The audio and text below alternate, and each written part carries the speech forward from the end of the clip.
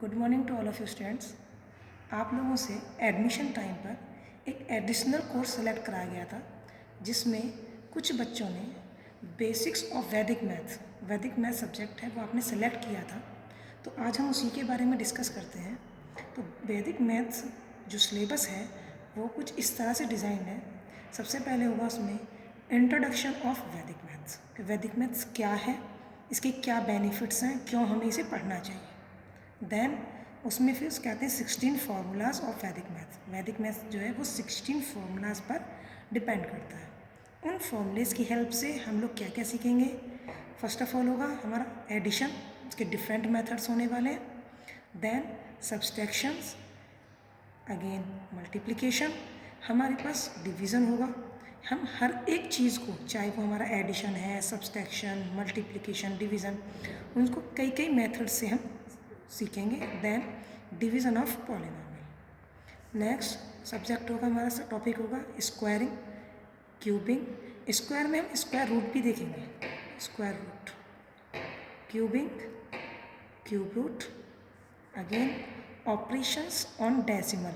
अब डेसिमल्स में डेसिमल्स का एडिशन, डेसिमल्स का सब्सट्रैक्शन, मल्टीप्लिकेशन। देन फिर फैक्टराइजेशन सिंपल क्वाड्रेटिक पॉलिनोमियल्स का होगा, होमोजीनियस का होगा, कॉम्प्लेक्स क्वाड्रेटिक और नॉन होमोजीनियस पॉलिनोमियल्स, इन सभी का हम फैक्टराइजेशन करेंगे।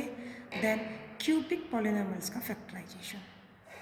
Then highest common factor HCF निकालने का एक डिफरेंट मेथड सीखेंगे। देन कुछ इक्वेशंस होती हैं, सिंपल इक्वेशंस, क्वाड्रेटिक भी हैं, क्यूबिक भी हैं, उन इक्वेशंस को कैसे सॉल्व कर सकते हैं वैदिक मैथ्स की हेल्प से।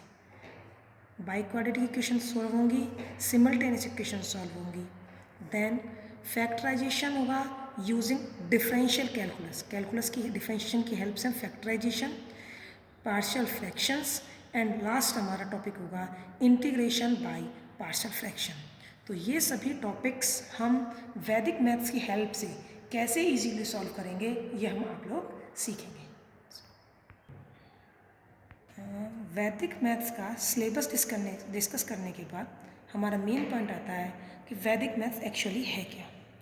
वैदिक मैथमेटिक्स, वैदिक गणित की प्राचीन प्रणाली को दिया गया एक नाम। सामान्य नियमों, रूल्स पर आधारित गणना की एक अद्वितीय प्रविधि है। प्रविधि मतलब मेथड है।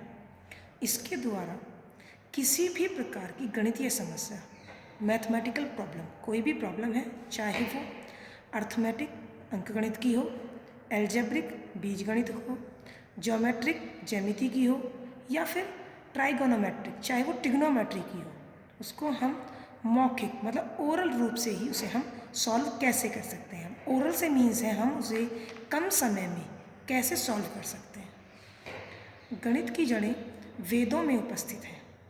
वेद आज से 1500 से 900 ईसा पूर्व लिपिबद्ध किए गए थे। लिपिबद्ध मतलब लिखे गए थे, उनके बारे में डिस्कस किया गया था।